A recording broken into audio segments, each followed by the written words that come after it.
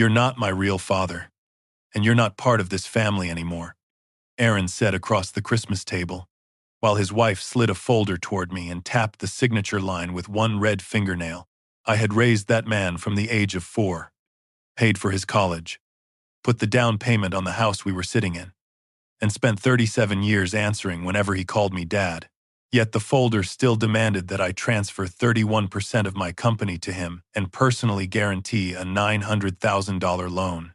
I reached for the pen, then noticed a page I had never seen before.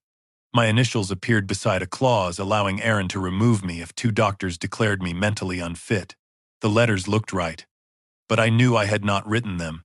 I set the pen down, buttoned my coat, and said, "Thank you. You just made this easier.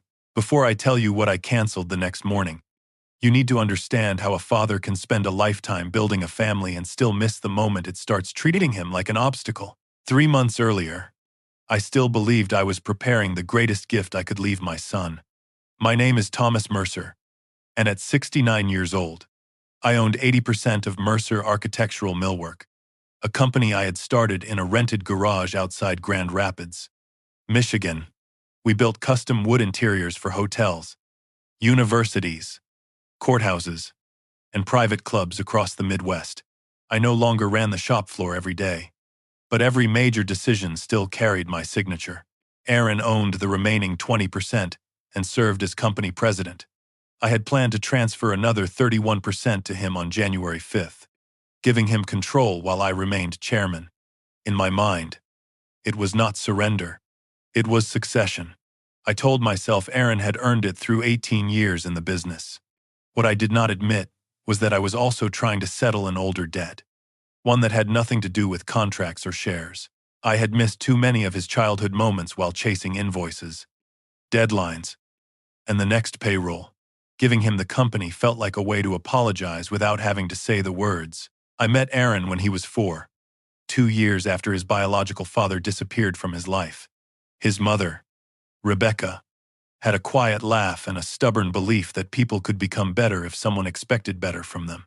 I married her when Aaron was 6 and adopted him the following year. He called me Tom for exactly 11 days after the adoption hearing. Then one evening, while I was fixing a loose cabinet hinge, he stood in the doorway and asked, "Dad, can you help me with my bike?"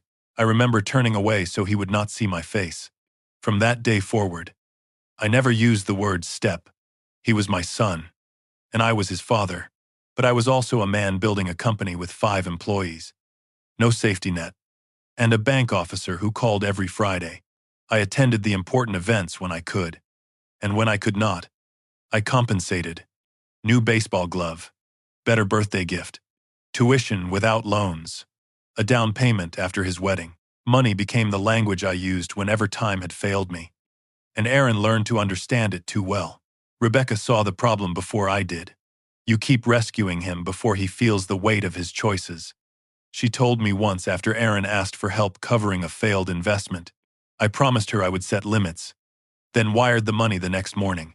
When she died from ovarian cancer 6 years ago, the house became painfully quiet, and my instinct to keep Aaron close grew stronger. His wife, Brooke, stepped into more company decisions around the same time. She had a finance degree, a sharp mind, and a habit of listening without revealing what she thought. I respected her abilities, though I probably did not show it enough. She once told Rebecca that I treated her like Aaron's capable assistant instead of a real executive. Rebecca repeated that to me, and I dismissed it as frustration. Brooke's father, Grant Holloway, was harder for me to trust. He called himself a restructuring consultant, which seemed to mean he entered troubled companies after the people who built them had run out of options.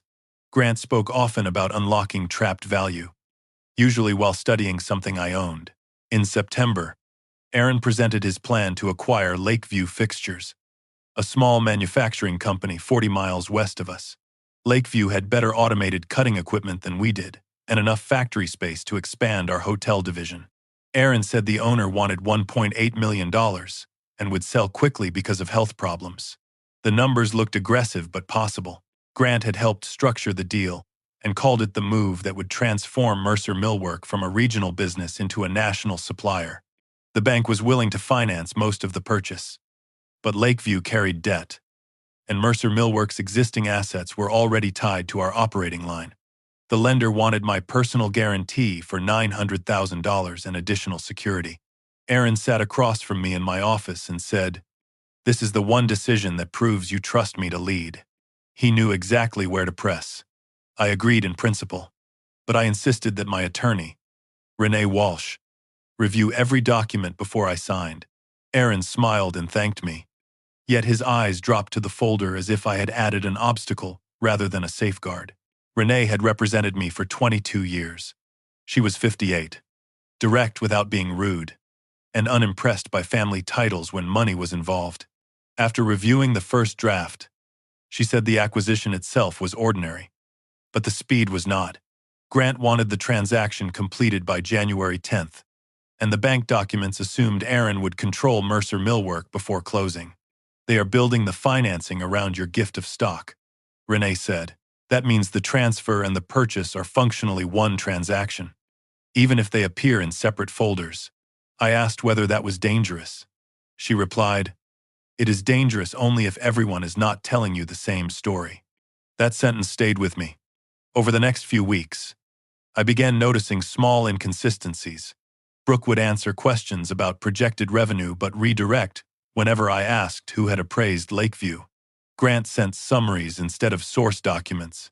Aaron repeatedly suggested that Renee did not need to attend the January signing because it was a family transition, not a legal battle. Each detail was explainable. Together, they made me uneasy. The strangest moment came during a November management meeting. Aaron displayed a slide labeled Continuity Risk and discussed what would happen if I became unavailable. There was nothing unreasonable about emergency planning at my age, but the language felt personal. One bullet mentioned cognitive disruption at the founder level. Another proposed that 2 medical evaluations could trigger an automatic transfer of voting authority. I asked who had written the slide. Brooke said it came from a succession planning template. Grant added, "Thomas, no one is saying you are impaired. Responsible businesses prepare before a crisis." Everyone around the table looked at their notes. I made a joke about still remembering who owed me money, and the meeting moved on. Later, I searched the shared drive for the presentation, but the slide had been removed from the final file. When I asked Aaron about it, he said I had misunderstood a temporary draft. I wanted to believe him, so I did what I had always done when belief was more comfortable than doubt. I let the matter go. Christmas had always belonged to Rebecca. Even when the company was struggling, she made the day feel abundant. After she died, Aaron and Brooke took over the gathering. That year, they hosted in the 4-bedroom house I had helped them buy. Their daughter, Lily, was 9 and still young enough to run toward me at the door. She wrapped both arms around my waist and whispered that she had saved the chair beside her. For the first hour, everything seemed normal. Brooke served glazed ham and rosemary potatoes. Aaron poured expensive bourbon. Grant and his wife arrived late, carrying a bottle of wine and talking about traffic. The folder sat on a sideboard near the Christmas cards, tied with a green ribbon as though legal documents could be made festive. When I asked about it, Aaron said, "Just the final transfer package. We thought you could sign tonight, and we would send everything to the lawyers after the holiday." I told him Renee had not approved a final version. His smile tightened. "Dad, she works for you. She doesn't get to decide what happens in our family." After dinner, Lily went upstairs to play with a gift, and Grant's wife offered to help with dishes. Brooke brought the folder to the table. The first pages matched what I expected: transfer of 31% of my shares, confirmation of Aaron's voting control, and my personal guarantee related to the Lakeview loan. Then I reached the amendment concerning incapacity. It granted the board authority to suspend me as chairman and force the purchase of my remaining shares if 2 licensed physicians concluded that I could no longer perform my duties. The definition of incapacity included not only diagnosed illness but persistent resistance to approved strategic decisions. I read that line twice. "Resistance is not a medical condition," I said. Grant leaned back and folded his hands. "It protects the company from paralysis." I asked why the amendment had not appeared in Renee's version. Brooke answered that it had been added after further discussion. Aaron said, "You told us you wanted a clean transition. This keeps it clean." Then I saw my initials beside the clause, written in blue ink on the scanned copy beneath the original. I asked for the physical document. Brooke said the page had been circulated electronically, and the initials were from an earlier approval. I knew that was false. For 30 years, I had initialed contracts with a small downward stroke on the T. The mark on the page copied an older style I had stopped using after surgery stiffened my right thumb. I did not accuse anyone yet. I simply said I would take the folder to Renee.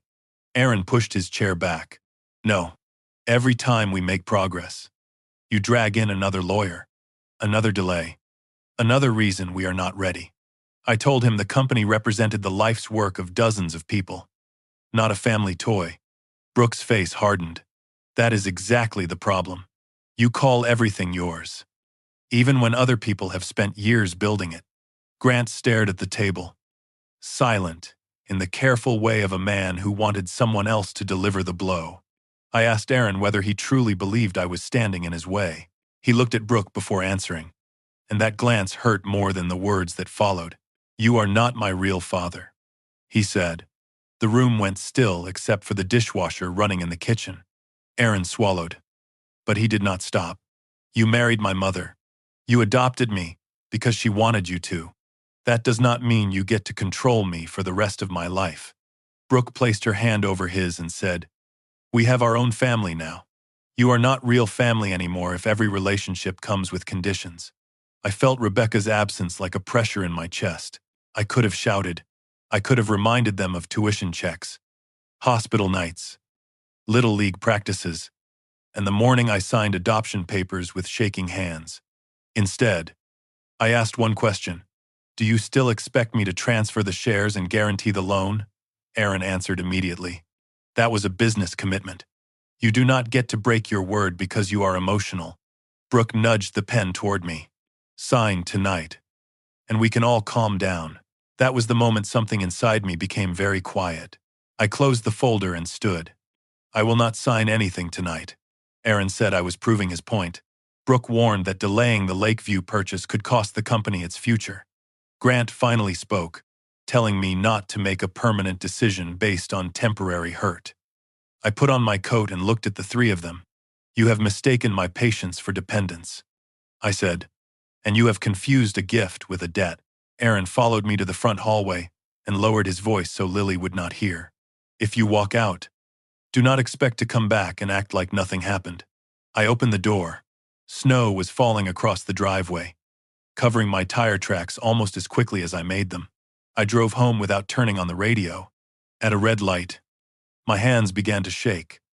But I did not call Aaron. I called Renee's voicemail and left one sentence: "Cancel the January 5th signing and withdraw every personal guarantee bearing my name." Then I drove past my empty house and kept going until the roads were clear enough for me to think. The first business morning after Christmas, Renee met me at her office before sunrise. I brought the folder in a grocery bag because leaving it exposed on the passenger seat felt reckless. She read the incapacity clause, then looked at the initials. "Did you approve this?" she asked. I said no. She scanned the page, compared it with older agreements, and immediately sent written notices to the bank. Aaron, Brooke, and Grant stating that I had not authorized the amendment, that the stock transfer was canceled, and that no personal guarantee could be relied upon without direct confirmation from her office. By 9 o'clock, the bank had frozen its review of the Lakeview loan. Beat then, Aaron had called me 17 times. I listened to none of the messages. Renee arranged for a digital forensics consultant to inspect the document history stored on Mercer Millworks' server. I expected to learn that Grant or Brooke had created the page. That possibility was painful, but manageable. I still believed Aaron might have been pressured into defending something he did not fully understand. Just after 4 that afternoon, Renee turned her monitor toward me. The amendment had not been created during Christmas week. Its first version dated back to October 3rd, nearly 3 months earlier. The initials beside my name had been copied from a refinancing agreement I signed 7 years ago. Before the surgery changed the movement of my hand, The consultant opened the metadata panel and highlighted the internal user account that had created the original file, revised the definition of incapacity, and inserted the scanned initials. The account belonged to the company president. I stared at Aaron's name until the letters stopped looking familiar. Renee said, "Thomas, this was not added by someone around him. Your son built it." At that moment, the Christmas insult changed shape. It was no longer the cruelest thing Aaron had done. It was simply the first thing he had said out loud. The first voicemail I listened to came from Aaron at 1014 that morning. He did not apologize for Christmas. He did not ask whether I was all right. He said, "You just killed the Lakeview deal. Dad, 63 people work for this company, and you are gambling with their jobs because your feelings got hurt." His second message was angrier. The third was colder. By the seventh, he had begun using words like unstable, vindictive, and confused. Brooke sent only one text. "Lily keeps asking why Grandpa left." I stared at that sentence longer than I should have. She knew exactly what she was doing. For years, the fastest way to move me had been to put a child's disappointment in front of me. I nearly called. Then I remembered the forged initials and placed my phone face down. Renee watched me from across the conference table. "They are trying to return you to the role they understand," she said. "The guilty father who fixes everything before anyone else has to face consequences." I hated how accurately she described me. By noon, the consequences had moved beyond our family. The bank suspended its review of the Lakeview financing and temporarily restricted new advances under Mercer Millworks' revolving credit line. Our chief operating officer, Martindale, called to say Aaron had gathered the senior managers and told them I had withdrawn from a deal I had already approved. According to Aaron, I had become increasingly forgetful since Rebecca's death and was reacting to an emotional misunderstanding at Christmas. I drove to the plant and found conversations stopping as I passed. People who had worked beside me for 20 years avoided my eyes. In the upstairs conference room, Aaron stood at the head of the table with Brooke beside him. "I was about to call you," he said, as if we had merely missed each other at lunch.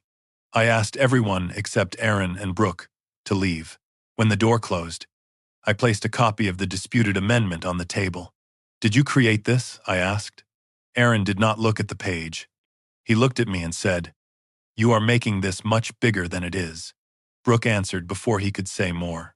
She claimed the initials were only a placeholder, copied into a working draft, and never intended to function as a signature.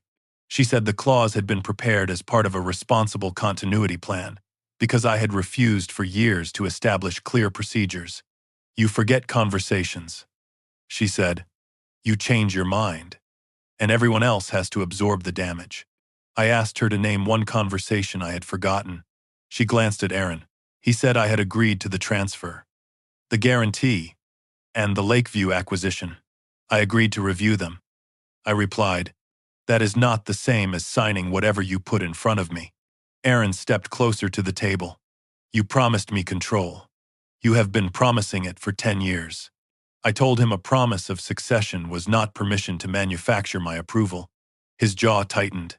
"There it is again. You make yourself the victim, and suddenly everything we built becomes yours alone." He was not denying what he had done. He was explaining why he believed he had the right to do it. I wanted to fire them both before lunch. Renee stopped me.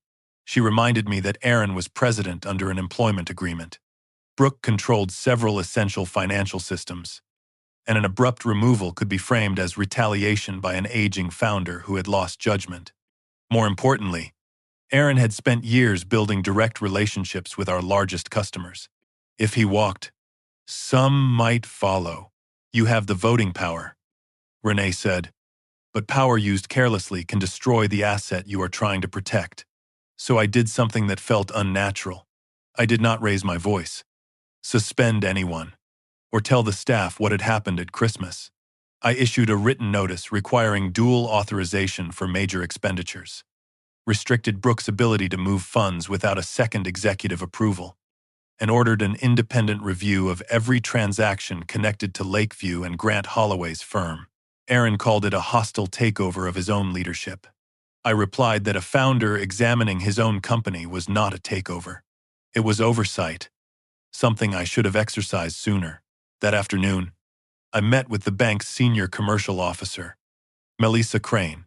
She had known our company for 12 years and had never before asked me to prove I was mentally competent. Now she spoke carefully, as though each sentence had been reviewed by counsel. Aaron had already told her that I was experiencing periods of confusion and emotional volatility. He had also provided meeting notes showing that management approved the Lakeview acquisition months earlier. I recognized the notes, but several conclusions had been added after the meetings. Melissa did not accuse Aaron of falsifying records. She simply said the bank could not extend further credit while leadership authority was disputed. Our credit lines supported payroll, lumber purchases, hardware orders, and transportation costs. We were financially sound on paper. But timing mattered. Receivables from large construction projects often arrived 60 or 90 days after we paid employees and suppliers. Without access to the line, one delayed customer payment could create a crisis. Aaron knew this, whether he intended it or not. The story about my instability had reached the one institution capable of turning a family dispute into a company-wide emergency. The first unpleasant discovery came from our accounting system. Over 18 months, Mercer Millwork had paid $146,000 to Northline Advisory, Grant's consulting firm. The invoices used broad descriptions: leadership transition, enterprise optimization, strategic continuity, acquisition support. I asked Brooke for the reports connected to those charges.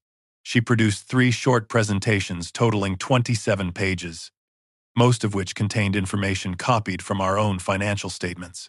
There were also meetings and phone calls. She said, I asked who approved the payments. She pointed to Aaron's electronic authorization. Aaron said the fees were included in annual budgets I had reviewed. Technically, he was right. I had signed summary budgets containing a general consulting category without requesting the underlying invoices. The realization embarrassed me. I had spent a lifetime warning managers that trust did not replace controls, then exempted my own son from that rule. My negligence did not excuse their choices, but it had created an open door. I could not honestly tell myself I had been watching closely while they worked behind my back.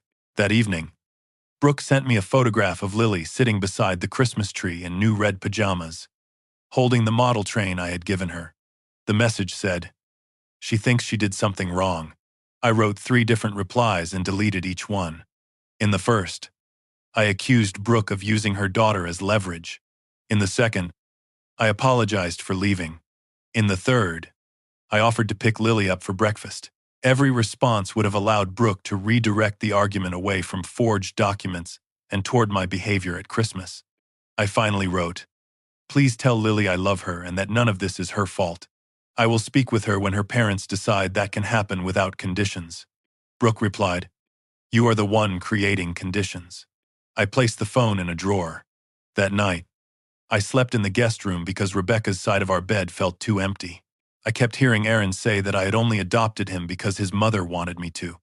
For the first time, I wondered whether he had believed that for years or invented it only when he needed to wound me. The independent accountant, Carl Jennings, began reviewing the Lakeview transaction and immediately asked for the earnest money agreement.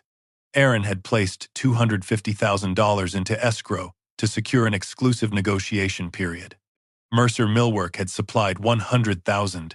The remaining $150,000 came from a line of credit Aaron had obtained personally, guaranteed by his house and a brokerage account Brooke inherited from her grandmother. If the transaction failed under certain conditions, most of that money could be lost. Aaron had never disclosed the personal guarantee to me or to the board.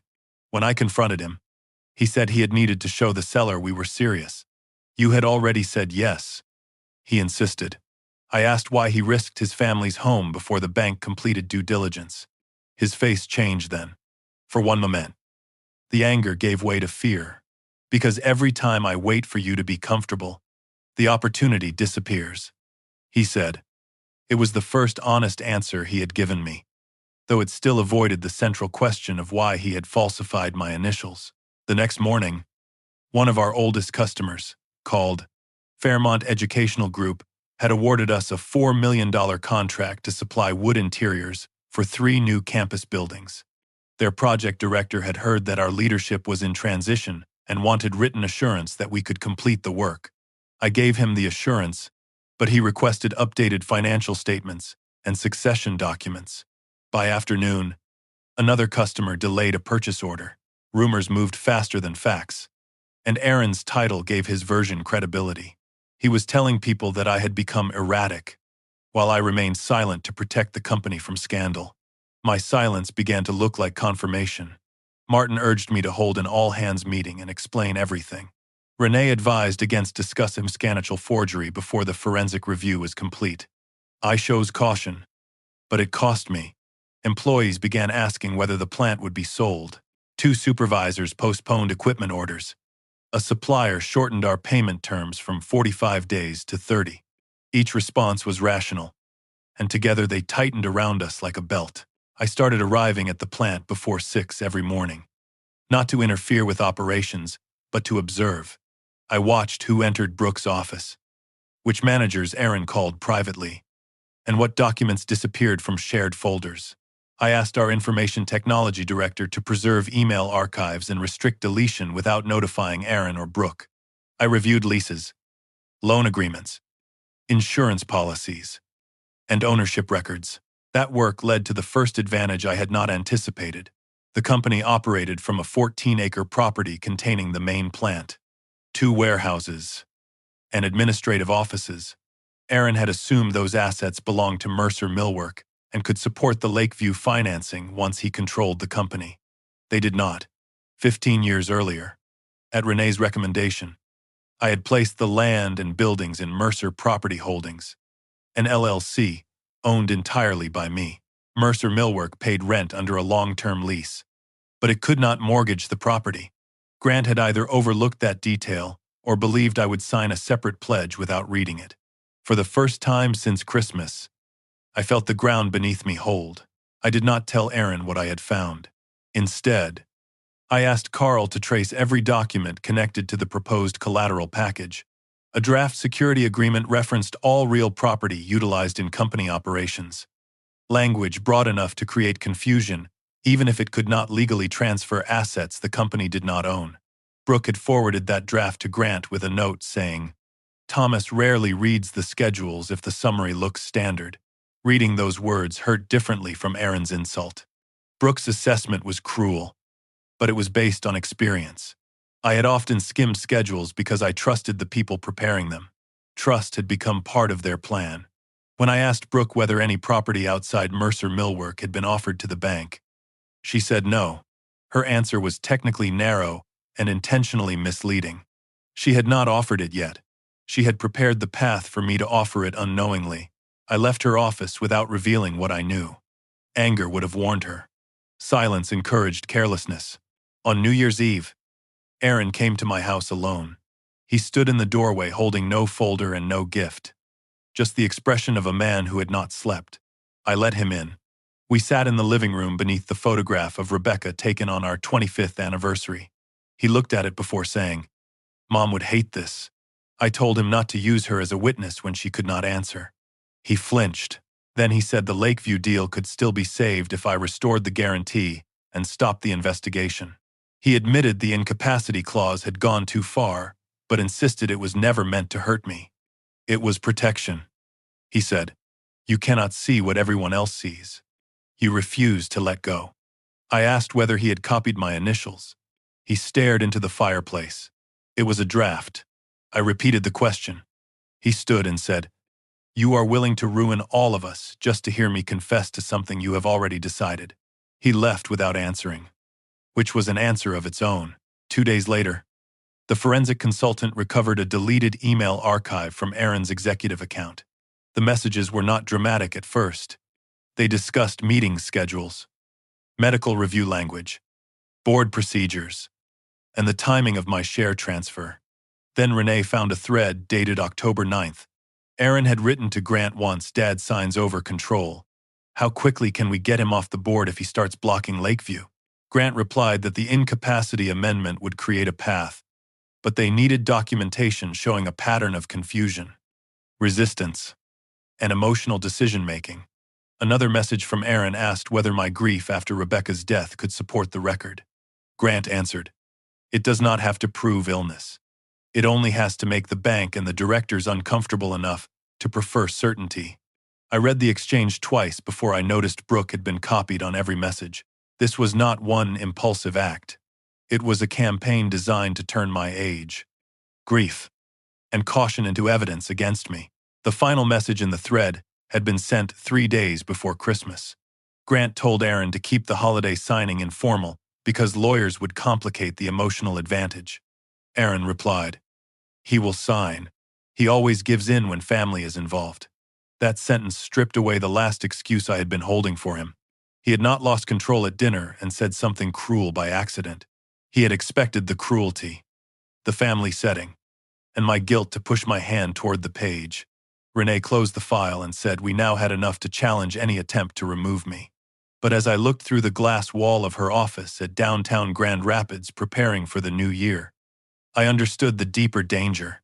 Aaron and Brooke were not merely trying to obtain stock. They had already begun building a public story in which I was too unstable to protect what I owned. If I confronted them too soon, every angry reaction would become another piece of their evidence. I needed them to believe I was still the father who would eventually give in. For the next 4 days, I behaved exactly as Aaron expected. I stopped demanding explanations, canceled 2 meetings he had called confrontational, and sent him a restrained email saying I wanted to find a path forward. He responded within 11 minutes. The speed told me he had been waiting for surrender. Renee and I agreed that he could not know how much we had recovered from the server. So I returned to the plant and let him see a tired old man studying numbers he supposedly no longer understood. In reality, Carl Jennings and I were taking Lakeview apart line by line. The seller's presentation claimed annual revenue of $3.6 million, stable commercial contracts, and equipment worth nearly $900,000. The tax returns told a different story. Revenue had fallen for 3 consecutive years. 2 clients listed as recurring had stopped ordering months earlier. Several machines carried liens, and one automated cutting system Aaron praised during his presentation was leased, not owned.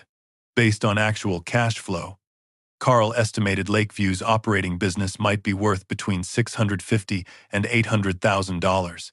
Yet Grant had urged us to pay $1.8 million. The discrepancy was too large to dismiss as optimism. I asked Renee to trace the ownership of Lakeview's land and buildings, which the acquisition package valued at $725,000. The recorded owner was West Briar Industrial Holdings, an LLC formed 4 years earlier in Delaware.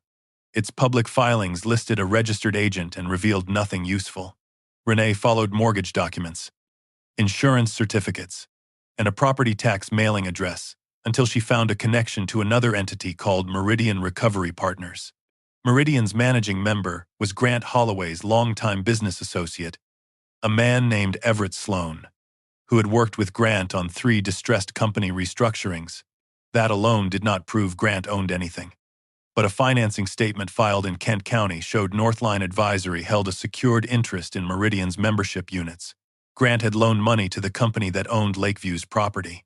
If Mercer Millwork paid the proposed purchase price, part of that money would flow through West Briar into Meridian, and ultimately toward Grant.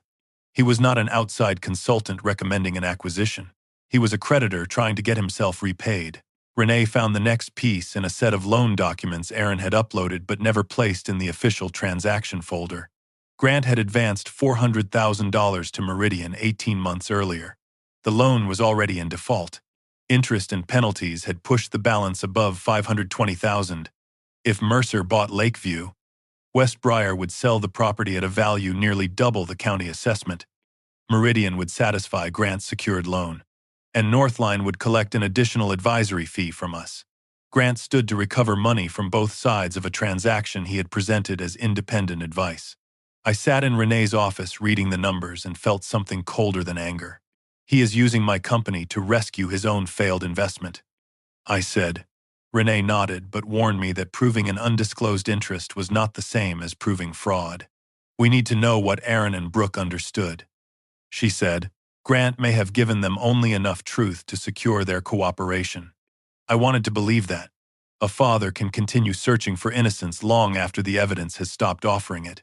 We found Aaron's understanding in a spreadsheet attached to an email from Brooke. One column listed the Lakeview purchase price. Another showed payments to West Briar, the equipment, lesser, Northline, and several creditors. Beside Northline's name, Brooke had written grant recovery do not circulate to bank version.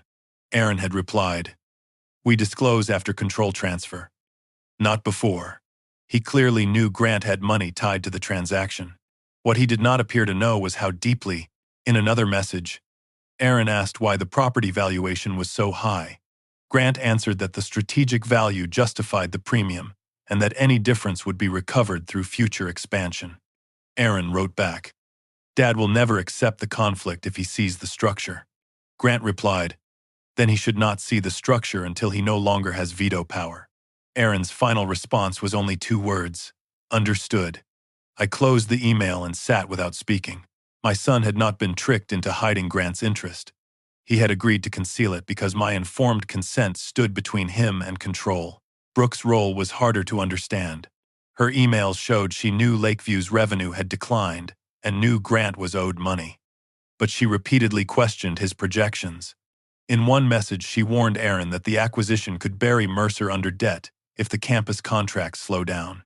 Aaron told her the company needed Lakeview's capacity to grow. When she asked Grant for independent appraisals, he accused her of lacking courage and reminded her that her husband had personally guaranteed the deposit. "If Thomas walks," Grant wrote, "your house becomes the first casualty." Brooke replied that Thomas would never let Lily lose her home. Grant's answer was chilling because it was accurate. Exactly. That is why family pressure works. Brooke had not invented the plan, but she had accepted its logic. She believed my love for my granddaughter was a financial instrument they could draw upon. She may have hated what Grant was doing. Yet she continued preparing documents because the alternative threatened her marriage, her status, and the life she had built. The more I learned, the less simple the betrayal became. Grant was greedy, but greed alone did not explain Aaron. My son had spent years watching me remain the final authority after repeatedly telling him the company would someday be his. I had promoted him, praised him, and then stepped back in whenever his decisions made me nervous. Sometimes I had been right. Sometimes I had simply been unable to tolerate seeing anyone else make mistakes with what I built. I remembered Aaron at 32 presenting a new hotel division I rejected, only to approve nearly the same idea 2 years later when an outside consultant suggested it. I remembered telling him he needed patience while privately assuming I would remain chairman indefinitely. My behavior did not justify forged initials or concealed conflicts, but it helped create the resentment Grant later weaponized. I had confused provision with closeness and promises with planning. By refusing to define when Aaron would receive control, what he had to accomplish, and what limits would remain, I left him believing that his future depended on overcoming me rather than earning my trust. That realization did not soften the evidence, but it changed what I wanted. At first, I had imagined exposing them publicly and removing Aaron before lunch.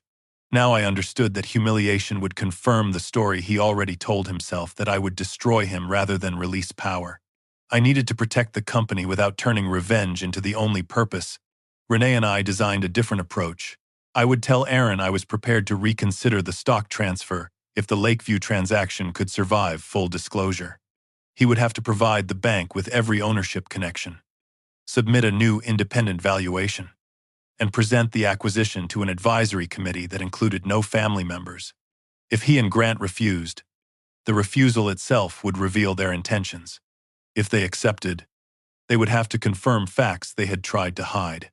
We would not invent a trap or encourage a new offense. We would give them a lawful opportunity to tell the truth in front of people whose trust mattered to them. Before I contacted Aaron, I met Brooke alone in the small conference room beside accounting. She entered carrying a legal pad and sat as far from me as the table allowed. I asked whether she knew Grant had a secured claim against the company that owned Lakeview's property. Her pen stopped moving. He said he had helped arrange financing. She answered. I showed her the county filing. She read it, then asked where I had obtained it. Public records, I said, the kind the bank will eventually review. Brooke's face lost color when she saw the outstanding balance. She admitted Grant had described his exposure as temporary and much smaller. Then she caught herself and returned to the position she had rehearsed. The acquisition can still work, she said. Not at the price he arranged. I replied. I asked whether she had known Aaron copied my initials. She said it was never meant to be executed. I told her intent would not erase the document. As she stood to leave, she whispered, "You do not understand what Aaron has risked." I answered, "I understand exactly what he risked. What I do not understand is why all of you decided I was the one required to pay for it." That afternoon, I sent Aaron my proposal. I wrote that I remained willing to discuss succession and would not permanently reject Lakeview without an independent review. I required complete disclosure of related party interests, a revised appraisal, and a joint meeting with the bank. Renee, Carl, and 3 outside advisors. Aaron called within minutes. His tone was suspicious but hopeful. "Are you saying the transfer is back on the table?" he asked. I said I would consider it after transparent due diligence. He asked whether I would restore the guarantee immediately. I said no. The guarantee would be discussed only after the bank understood the full structure. He accused me of changing the terms. But Grant must have advised restraint because Aaron called back an hour later and agreed in principle. We present everything. You stop the investigation, and we move forward. He said, I did not promise to stop anything. I said, bring complete records, and let the facts decide. He mistook that for weakness. I could hear relief in his breathing. For 2 days, it seemed the plan might work. Aaron returned to regular management meetings. Brooke supplied some missing financial files, though not all of them. Grant requested a week to update the Lakeview presentation. Meanwhile, I worked with Martin to stabilize operations. Then Aaron discovered that our information technology director had preserved deleted emails under Renee's instruction. He did not know which messages we had recovered, but he understood the danger. The following morning, he entered my office, closed the door, and placed a resignation letter on my desk. Effective immediately, he said. I asked whether he was abandoning the employees whose jobs he had accused me of endangering. He replied that he would not remain under surveillance in a company I treated as personal property. I told him the email preservation was standard during an internal review. He laughed without humor. You are not reviewing a transaction. You are building a case against. Before leaving, he said several people had already agreed to join him in a new venture if I forced his hand. I thought it was a bluff. By noon, I knew it was not. Martin came to me with the names, 2 senior project managers, our leading hotel industry salesman, and a production planner had submitted resignations within an hour of Aaron's departure. Each letter used different wording, but all requested immediate release from non-essential duties. Aaron had been recruiting them while pretending to negotiate. The salesman controlled relationships responsible for nearly a quarter of our upcoming work. One project manager had overseen Fairmont Educational Group's campus contract from the first bid. When I called Aaron, he said he had not forced anyone to leave. They chose leadership they believe in. He told me. I reminded him that his employment agreement prohibited solicitation of staff and customers. He answered, then sue me. Dad, maybe a judge can finally decide who built this company. The call ended before I could respond. I stood beside my office window watching employees cross the parking lot carrying boxes. Some looked ashamed. Others looked relieved. I had believed ownership gave me control. Aaron was showing me that loyalty, information, and relationships could walk out the door without asking permission. The damage reached our customers before the resignations were officially announced. Fairmont's project director called to say Aaron had informed him Mercer Millwork could no longer guarantee its production schedule. I said that was false and offered to send a revised staffing plan. He replied that Fairmont's board had already voted to pause the next phase of the contract, worth $2.4 million, until our leadership dispute was resolved. Losing the project permanently would not bankrupt us. But the pause created a hole in the cash forecast at the worst possible time. Our bank learned about the departures that afternoon and froze the entire revolving line pending a new risk assessment. Melissa Crane told me the bank had concerns about management continuity, customer concentration, and possible litigation between shareholders. I reminded her that I owned 80% of the company. She answered gently, "Ownership is not the same as operating capacity." Thomas. It was a sentence I might once have used with Aaron. Hearing it from the bank made me feel every year of my age. Carl updated the cash schedule after dinner. Without the credit line, we could cover one more payroll and perhaps 2 weeks of essential supplier payments. After that, we would have to delay purchases, negotiate extensions, or inject new capital. I had personal assets, including the property LLC, but moving too quickly could expose the plant itself to the crisis. Renee warned that Aaron might seek an injunction if he believed I was shifting assets to weaken the value of his 20% stake. Martin said production could continue, but only if frightened employees stayed and suppliers trusted us. At 9 that night, I walked through the main plant, alone. The finishing department smelled of lacquer and cut maple, the same smell that had followed me home when Aaron was a child. One by one, the machines shut down at the end of the shift. The silence moved across the building until only the dust collection system remained. I placed my hand on a work table scarred by decades of use and understood what Aaron had done. He had not merely challenged my authority. He had put the company's survival against my willingness to surrender. My phone rang before I reached the exit. It was Aaron.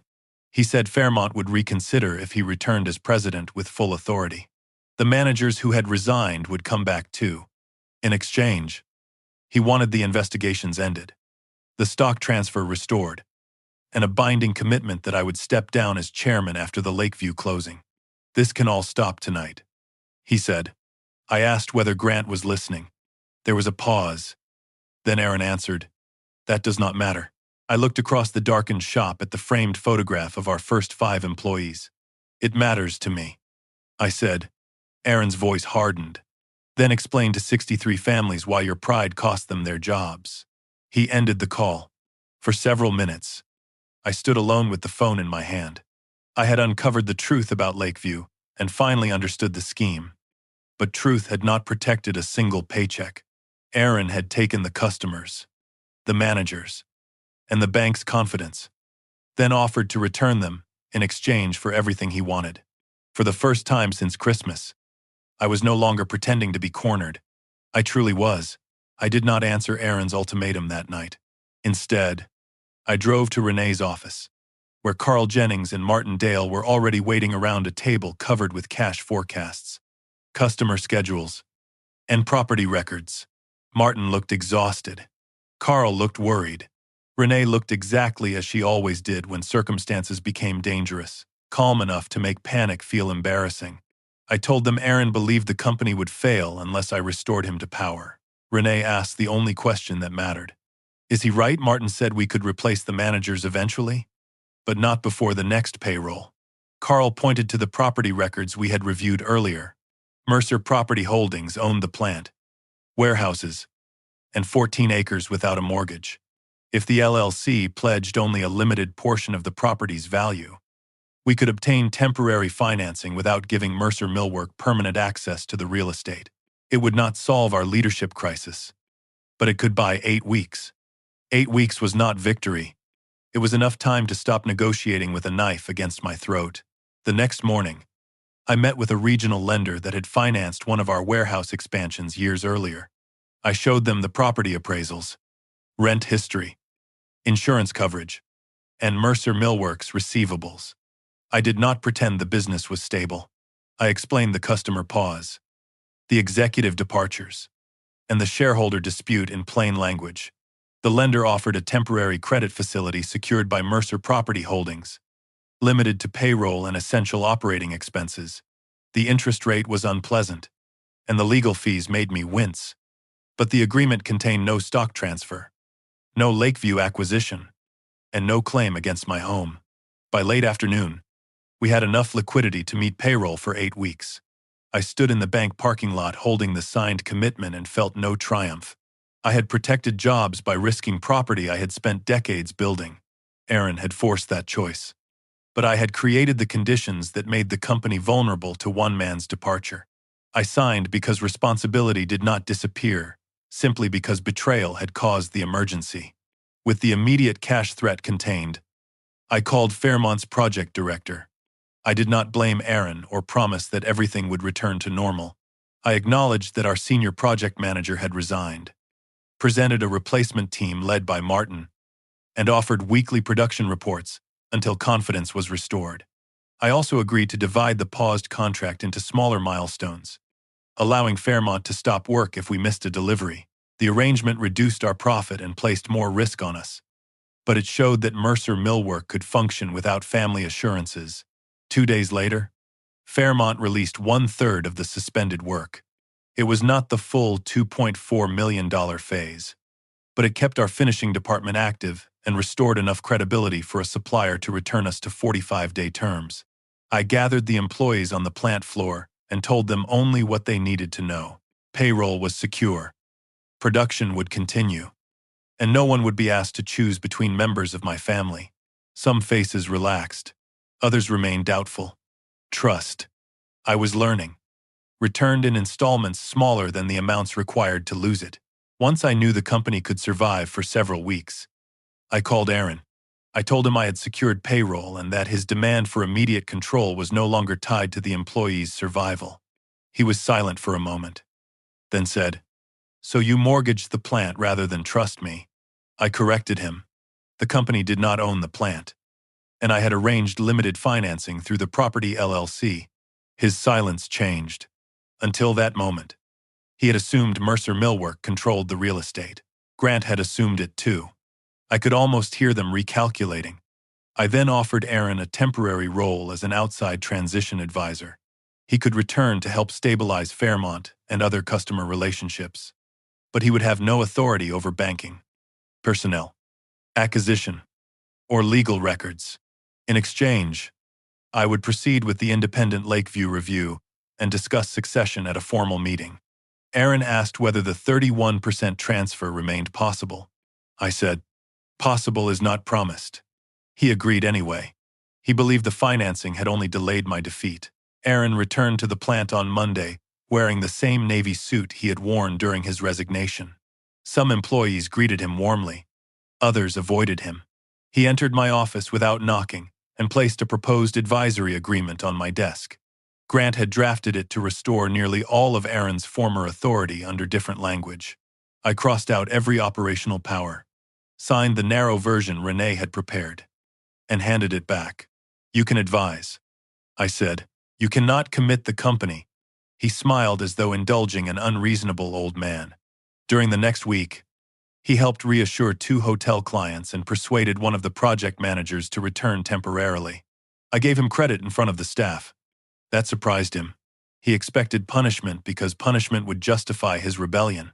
Instead, I treated each useful action as useful and each violation as a separate issue. My calm made him less cautious. By Thursday, he was speaking as if the January transfer had merely been postponed. He told Martin that the company would have clear leadership again after the upcoming meeting. Grant requested that the formal meeting occur the following Monday. He promised to present a revised Lakeview package with updated numbers and full explanations. Renee agreed on the condition that the bank, Carl, 3 outside advisors, and counsel for Mercer Millwork attend. Grant objected that too many people would complicate a family transition. I answered, "That phrase has already cost us enough." He finally accepted. Over the weekend, Brooke worked late, preparing the financial schedules. Through our preserved email system, Carl saw her request documents from Grant showing Northline's interest in Meridian Recovery Partners. Grant refused and told her to list Northline only as a paid consultant. Brooke replied that the bank would ask whether any advisor had a financial relationship with the seller or property owner. Grant wrote, "No direct ownership means no reportable conflict." That statement was legally convenient and materially misleading. Brooke did not answer for 6 hours. Then she asked him to confirm the instruction in writing. Grant did, confident that his distinction would protect him. By demanding his written answer, Brooke created a record he would later regret. On Saturday afternoon, Brooke came to my house without Aaron. She remained on the porch until I invited her inside. Rebecca's photograph still stood above the fireplace, and Brooke avoided looking at it. She asked whether I intended to refer the forged document to law enforcement. I said I had not decided. That means yes. She whispered. I told her it meant consequences would depend on the complete facts, including whether anyone continued lying. Brooke said Aaron believed he was protecting the company from my inability to let go. I asked whether she believed that too. She sat with both hands wrapped around a cup of coffee she never drank. I believed he deserved a real chance. She said, every decision still came back to you. I admitted that was partly true. Then I asked whether being overlooked justified using my age and grief to manufacture incapacity. She shook her head. No. But by the time I understood what Grant was doing, Aaron had already guaranteed the deposit.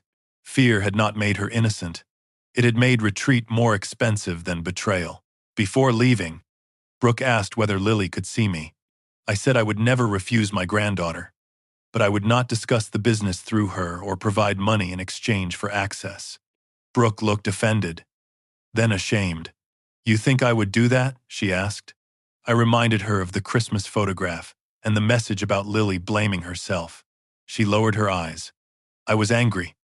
She said, I wanted you to feel what we were feeling. I told her that using a child's sadness to force a financial decision was exactly how Grant's plan worked. She stood, placed the untouched coffee on the table, and said, You make everything sound calculated. I answered, Not everything begins as a calculation.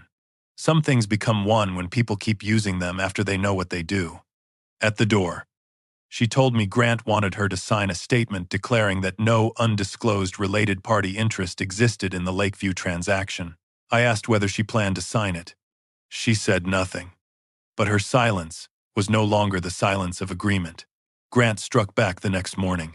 Several managers received an audio clip from an anonymous email address. The recording came from Christmas dinner. In it, my voice said, You will not receive another share, another guarantee, or another dollar from me. The clip ended before my explanation and contained none of Aaron's statement that I was not his real father. Without context, I sounded furious and vindictive. By noon, the recording had reached 2 customers and the bank. Aaron called me and claimed he had no idea who distributed it. His denial was too smooth. Brooke's voice could be heard faintly near the beginning saying, I'm recording this so nobody changes the story later. She must have started her phone when the argument began. Grant or Aaron had taken her file and edited it. I asked Renee whether we should release the full recording. She advised waiting until we obtained the original and confirmed its integrity. Publicly trading family accusations would only deepen the appearance of chaos. For the second time, silence made me look guilty. But this time I understood its purpose. Brooke arrived at Renee's office that evening, carrying her phone and a portable drive. She had discovered the edited clip only after a manager forwarded it to her. The original recording remained in her cloud account and captured the full exchange, including Aaron's rejection of me as family, Brooke's demand that I sign, and my questions about the forged initials. She was furious that Grant had taken the file from a shared family laptop. I recorded it because I thought Thomas would deny threatening us, she told Renee, speaking about me as though I were not seated beside her. I did not give permission to distribute it. Renee made a forensic copy and documented the transfer. I asked Brooke why she was helping us. She said, Because my father is burning down every relationship we have to save himself. I corrected her gently. He could not do it without Aaron. Tears filled her eyes, but she did not argue. Brooke was not becoming my ally. She was finally reaching the point where protecting Grant required a lie too large for her to carry. That night, Aaron confronted Brooke in the parking lot outside their house. I learned about it because she called Renee afterward. Frightened and angry, Aaron demanded to know why she had delivered the full recording. Brooke told him Grant had edited and leaked it. Aaron insisted the clip was necessary to prove I was retaliating. She asked whether he had approved its release. He would not answer. Their argument moved from the recording to Lakeview, then to Grant's hidden financial interest. Brooke accused Aaron of caring more about defeating me than protecting their home. Aaron accused her of panicking after encouraging him for months. Neither accusation was entirely false. Brooke took Lily to her sister's house for the weekend. Aaron remained alone in the home I had helped them buy. still convinced that restoring his authority would repair every broken relationship. The family he claimed to protect was separating around him. Yet he continued preparing for Monday's meeting as if control of Mercer Millwork were the only result that mattered. On Sunday, Grant sent the final presentation. He had reduced Lakeview's projected growth, but left the purchase price unchanged. He disclosed that Northline had provided historic advisory services to entities associated with the property owner, without revealing the secured debt or default. The presentation also included a proposed succession resolution transferring my 31% to Aaron, appointing Grant to a paid board seat, and requiring me to retire within 90 days. Grant had combined the acquisition and my removal into one package. Apparently believing the company's weakened position would force approval, Renee asked whether I wanted to cancel the meeting and remove Aaron immediately. I said no. The bank and outside advisors needed to hear the proposal from Grant himself. Every important fact we intended to use had already been documented: the forged initials, the deleted emails, Northline's payments, Grant's secured interest, the inflated valuation, the edited recording, and Aaron's attempt to pressure the company through resignations and customers. The meeting would not create evidence. It would test whether they continued denying what the evidence already showed. I spent Sunday evening in the plant. Martin and a small weekend crew were completing a set of walnut panels for Fairmont. I helped inspect the finish under bright lamps, something I had not done regularly in years. One young employee named Luis asked whether the company would still be open by summer. I could have given him a founder's speech about resilience. Instead, I said, "That depends on whether the people responsible for it choose the company over themselves. I intend to make that choice." He nodded, though I was not sure he understood how much the sentence included me. I had built Mercer Millwork to provide for my family, then treated the business as a substitute for family whenever emotions became difficult. On Monday, I would defend it, but I would also end the assumption that love entitled anyone to control. Aaron might remain my son. He would not automatically remain my successor. Accepting that distinction felt less like revenge than surgery necessary. Precisi, and painful even when performed correctly. Monday morning arrived cold and clear. Renee met me outside the conference room and handed me Rebecca's old leather briefcase. I had found it in a closet after Christmas and chosen it because she had carried it during the years she handled our early bookkeeping. Inside were labeled copies of every document we intended to discuss. The bank representatives arrived first, followed by Carl, Martin, the outside advisors, and counsel. Brooke entered alone and sat near the far end of the table. Grant came in smiling, carrying bound presentations with Northline's logo. Aaron arrived last. He wore a charcoal suit, shook hands with the bankers, and took the chair at the head of the table before I entered. The seat had traditionally belonged to me, but I did not ask him to move. Grant whispered something to him, and Aaron nodded. When he finally looked at me, his expression held relief rather than fear. He believed the edited recording had weakened me, the resignations had frightened me, and Monday's resolution would make his control official. Grant distributed the presentation and announced that the meeting would resolve both the Lakeview acquisition and the company's leadership uncertainty. Aaron thanked everyone for attending, then turned toward me with the practiced patience of a man addressing someone whose time had passed. "Before we begin," he said, "I want it understood that my father has agreed to move forward in the company's best interest." I placed Rebecca's briefcase on the table and opened the clasps. "I agreed to let the facts decide," I replied. Aaron smiled and leaned back. "Then this should be your last difficult meeting." Grant advanced to the first slide, showing Lakeview's $1.8 million purchase price and Northline's recommendation. I looked around the room at the bank officers, advisors, attorneys, and managers whose confidence they valued more than mine. Then I saw Brooke staring at the unsigned conflict statement beside her folder. Grant asked her to pass it forward. She placed both hands over the page but did not move. That was when I knew the trap had closed, though Aaron still believed I was the one inside it. Grant began with the language of certainty. He described Lakeview as a rare strategic opportunity, called the purchase price conservative, and said Mercer Millwork needed decisive leadership to survive the disruption caused by recent emotional instability at the founder level. He never looked at me when he said it. Aaron did. His expression asked whether I would lose my temper and prove the point. I opened Rebecca's briefcase but removed nothing. Grant continued through revenue forecasts, equipment values, and projected expansion into new hotel markets.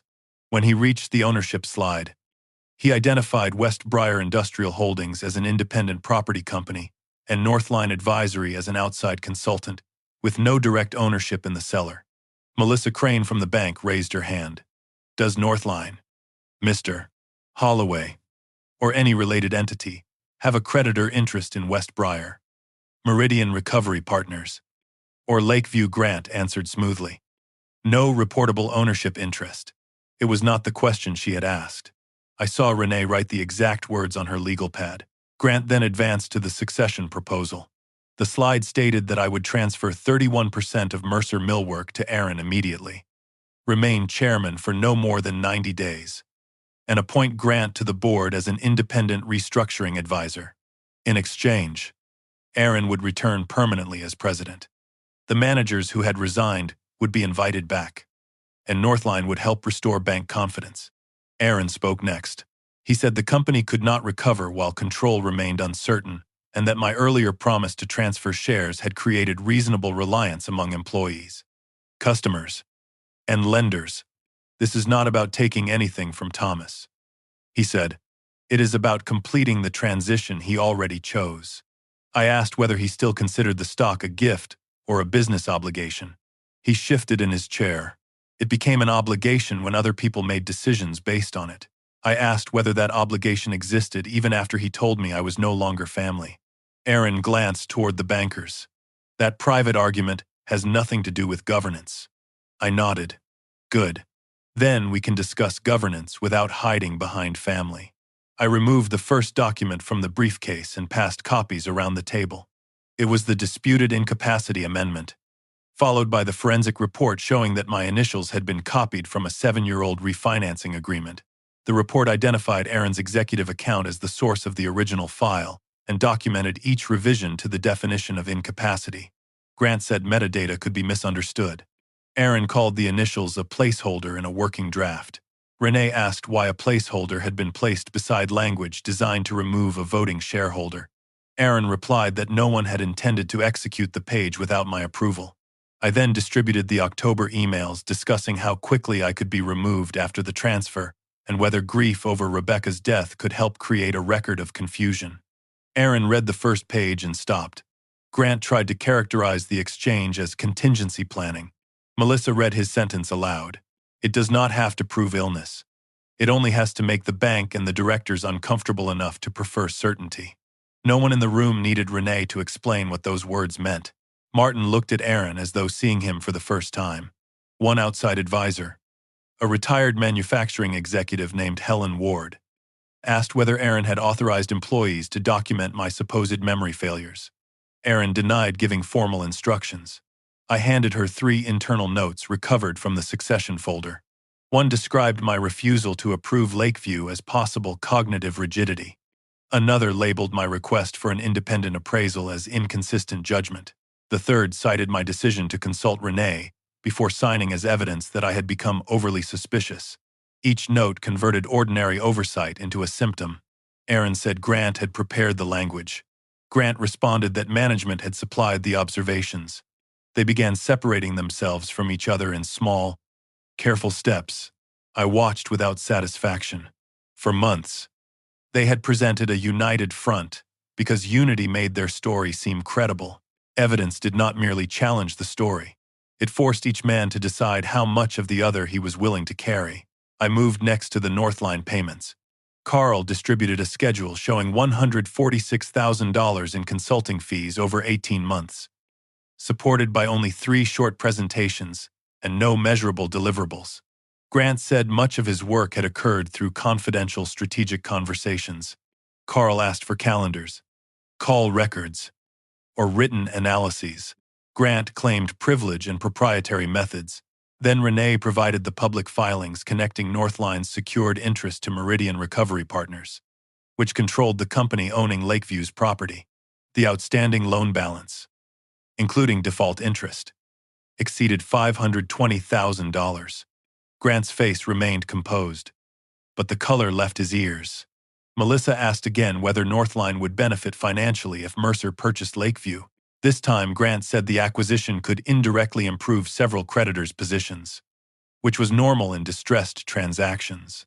I handed her Brooks' spreadsheet with the notation, "Grant recovery do not circulate to bank version." Erin leaned toward Brooke and whispered, "Why did you leave that in the file?" She answered loudly enough for everyone to hear. "Because it was true." The room changed after that. Until then, Grant had behaved like an advisor defending an aggressive but legitimate deal. Now the bankers treated him as an interested party whose disclosures required verification. Melissa asked whether the purchase price included enough money to satisfy Grant's defaulted loan. Carl confirmed that it did. He then presented the older appraisal showing that Lakeview's property value was far below the figure used in Northline's package, and that 2 major customers listed as recurring had already stopped ordering. These were not new discoveries. Erin had seen them during our investigation. He still argued that strategic expansion justified paying a premium. Helen asked whether an independent board would approve the acquisition if Northline's interest had been disclosed from the beginning.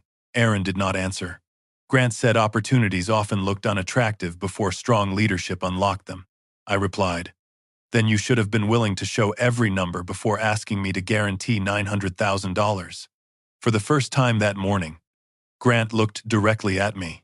His expression no longer suggested I was obsolete. It suggested I was dangerous because I had read what he expected me to sign. Brooks' conflict statement remained unsigned. Grant pointed to it and said the bank needed confirmation that no undisclosed related party interest existed. Brooke placed the page in the center of the table. "I cannot sign that," she said. Erin's head turned sharply. She continued before he could stop her. She admitted that she knew Grant expected to recover money from the transaction, and that she had helped prepare a bank version of the financial schedule without the notation identifying his recovery. She said she had believed the amount was smaller and the acquisition could still succeed. But that belief did not make the omission acceptable. Grant accused her of rewriting events to protect herself. Brooke replied, "You told me no direct ownership meant no conflict. You put that instruction in writing." Renee produced the email in which Grant confirmed exactly that. Erin closed his eyes. The father-in-law who had promised to secure his future had now become the clearest reason the bank could not trust the deal. Brooke had not rescued Erin. She had simply stopped rescuing Grant. Melissa spoke after conferring with the bank's counsel. She said the lender was terminating its review of the Lakeview financing because of material undisclosed conflicts, unreliable valuation support, and unresolved governance issues. The bank would separately review Mercer Millworks' operating line based on current management and collateral, but no loan involving Lakeview or my personal guarantee would proceed. Grant protested that the bank was overreacting to a family dispute.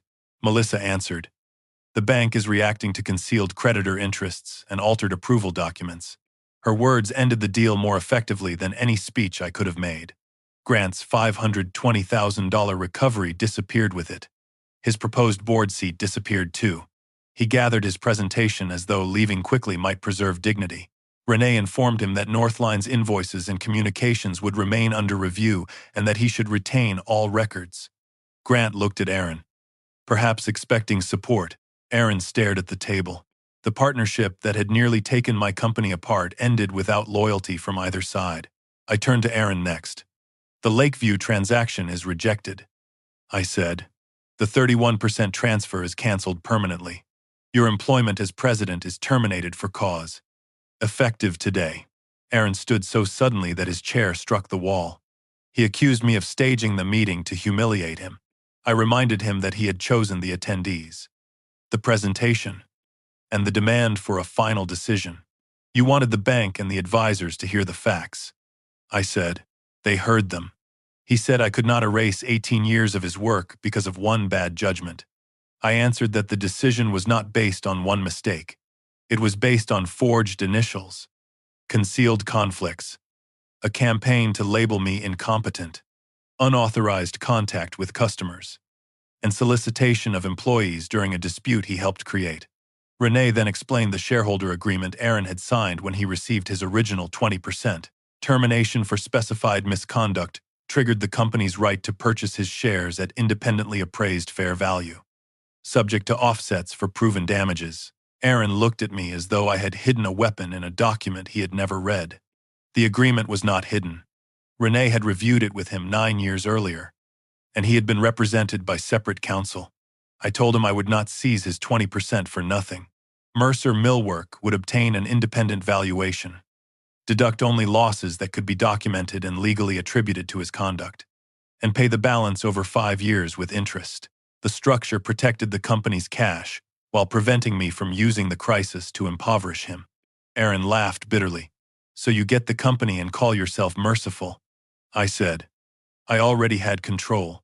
What I lost was the belief that you could be trusted with it. That sentence finally reached him. Anger left his face and something younger appeared beneath it. The expression of the boy who had once waited at a window for me to come home from the shop. He asked, "Was I ever really your son? Or only the person you planned to hand this place to?" The question hurt, because part of it belonged to both of us. I told him the truth without making it gentle. You became my son the day I chose you. Not the day you joined the company, but I spent too many years acting as though money could prove what I felt. Every time I missed something important, I paid for something. Every time you failed, I removed the consequence. Then I promised you a business instead of asking what kind of relationship we had without it. That was my failure. Aaron's eyes filled, but he did not look away.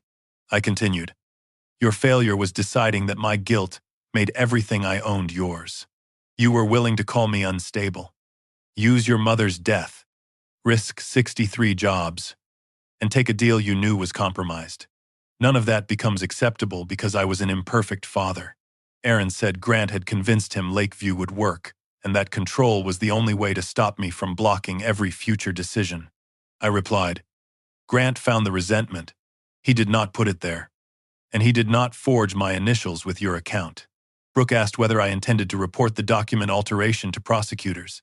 Renee answered that the company reserved every legal option, but that no criminal referral had been made. I said I would decide after the financial review. The employee claims, and the share purchase negotiations were complete. I would not trade silence for cooperation, but I would consider truthful disclosure, restitution, and the absence of further obstruction. Aaron called that leverage. Consequences usually feel like leverage when someone has avoided them long enough. I said. Brooke began crying quietly. She admitted using Lily's photograph to pressure me and helping distribute misleading financial schedules. She said she had spent years believing I would never respect her, then allowed that resentment to become permission. I terminated her employment and financial access immediately. But I did not accuse her of crimes I could not prove. She would receive her final compensation, retain counsel, and participate in the review. Her refusal to sign the false conflict statement mattered. It did not erase what came before. The meeting lasted another 3 hours. Martin was appointed interim president, subject to oversight by an independent committee. Helen agreed to chair a search for a permanent chief executive with no automatic preference for family. The bank restored limited operating access once it reviewed the temporary financing and new controls. We established dual approvals for major payments, independent review of acquisitions, and a prohibition against related party transactions without full board disclosure.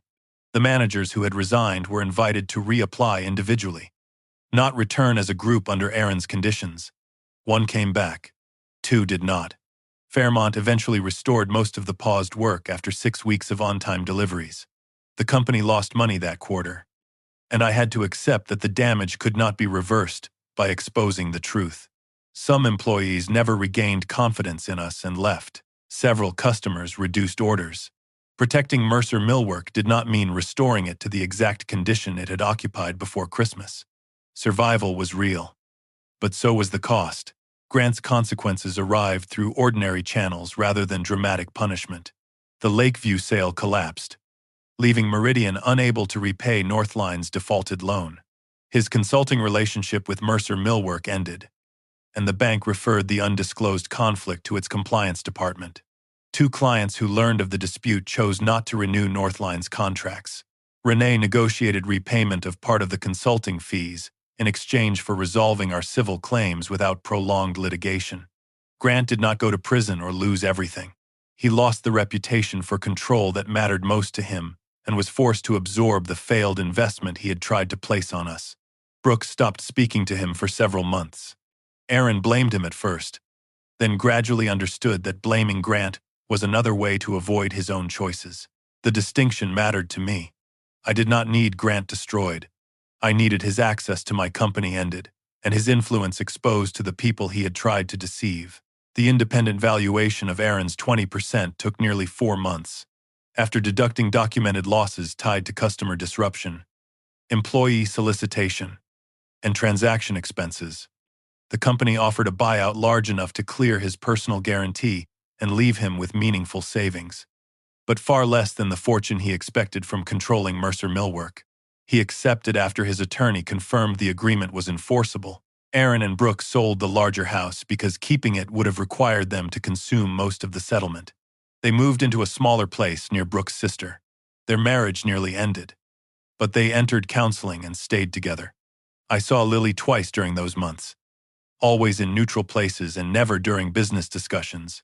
She asked why adults could not simply say they were sorry. I told her apologies were important, but people also had to repair what they damaged. She considered that and said, "That sounds harder." I answered, "It is. Children often understand truth more quickly when adults stop decorating it." I hired a permanent chief executive the following autumn, a woman named Denise Harper who had spent 25 years running manufacturing operations and had no interest in inheriting anyone's family history. I remained chairman but reduced my involvement under a written 3-year retirement plan, reviewed by the independent board.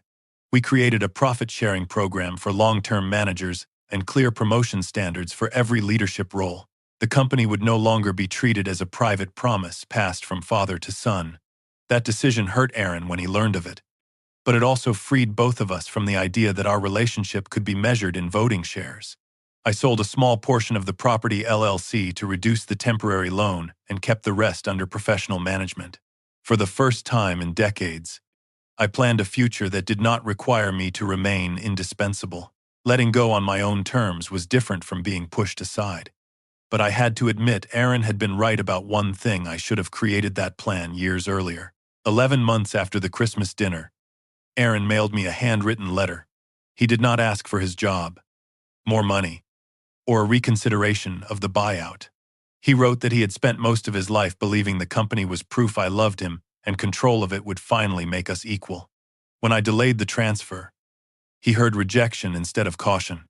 He admitted that once Grant offered a way around me, every old grievance became evidence that the plan was justified. The sentence that mattered most was near the end. I knew the initials were wrong when I copied them, and I knew the incapacity file was a lie when I helped build it. No excuse followed. I read the letter at Rebecca's kitchen table and cried for the first time since Christmas.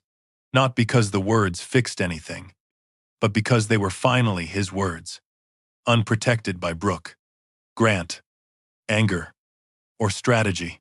We met a week later at a diner halfway between our homes. Aaron arrived early and chose a booth near the window. He looked older than he had at the meeting, though only months had passed. We spoke first about Lily, then about Brooke, then about ordinary things neither of us had known how to discuss without the company between us. Eventually, he apologized aloud. I told him I accepted the apology as the beginning of accountability, not the end of it. He asked whether I could ever trust him again. I said I did not know. Trust is not a door I can decide to open once. I told him, it is a road you keep walking until the other person stops checking whether you are still there. He nodded. I also apologized for using money to replace time, and for promising him a future I never defined honestly. We left without hugging. At the door, he said, "Goodbye, Dad." It was the first time he had called me that since Christmas. I answered, "Goodbye, son," and let the words stand without attaching anything to it. The following Christmas, I did not host a grand family dinner. I spent the morning serving breakfast in the plant cafeteria to employees whose relatives lived far away. Denise brought her husband. Martin burned the first tray of biscuits. The room was noisy, imperfect, and warm. In the afternoon, I returned home and found a card in the mailbox addressed in Lily's uneven handwriting. Inside, she had drawn 3 people sitting at a diner table and written, "Grandpa, families can be mad and still try again." Aaron had added a brief note asking whether I would meet them for lunch after New Year's. There was no request for help, no business proposal, and no promise that everything would become easy. I placed the card beside Rebecca's photograph. In the desk below it were blank checks, property documents, and the unsigned transfer papers I had once believed would secure my family. I left the drawer closed. I had canceled the shares, the guarantee, and the future they tried to force from me. I had not canceled my son, but from then on, love would have to stand on its own.